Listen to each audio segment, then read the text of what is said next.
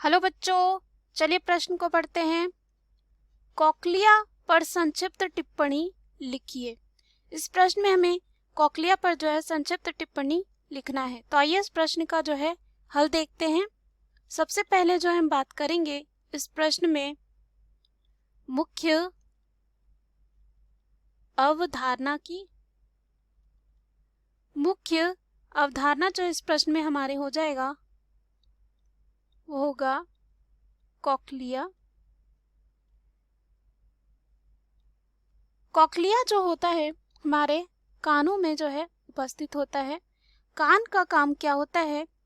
पहला काम होता है यहाँ पे, अगर हम कर्ण के कार्य की बात करें, इनका काम होता है सुनना, साथ ही साथ शरीर का जो है संतुलन बनाए रखना। उसके बाद जो कर्ण होते हैं उनको 3 भागों में बांटा गया है। बाह्य कर्ण, दूसरा है मध्य कर्ण, तीसरा होता है यहाँ पे अंतःकर्ण।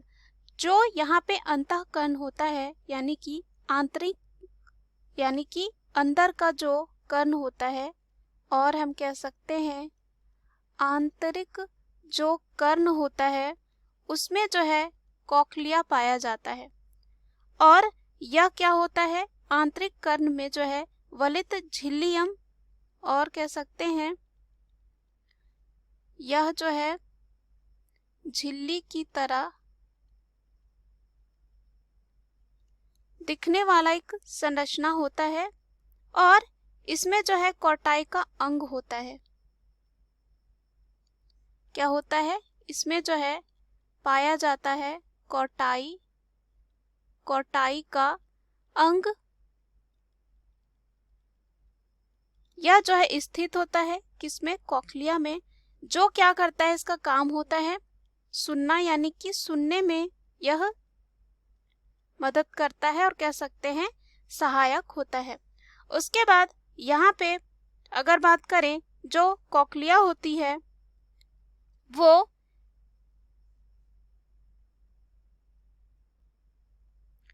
हम ऐसे कह सकते हैं कि जो मनुष्य का अंतःकरण होता है वह जो है 2 भागों से बना होता है, यूट्रिकुलस और यहाँ पे सेक्युलस होते हैं। और जो सेक्युलस होता है वो यहाँ पे कह सकते हैं मुड़ा हुआ कुंडलित कॉक्लिया निकलता है। जो सेक्युलस होता है, सेक्युलस होता है यहाँ पे कुंडलित जो है, कुंडलित क्या निकलता है?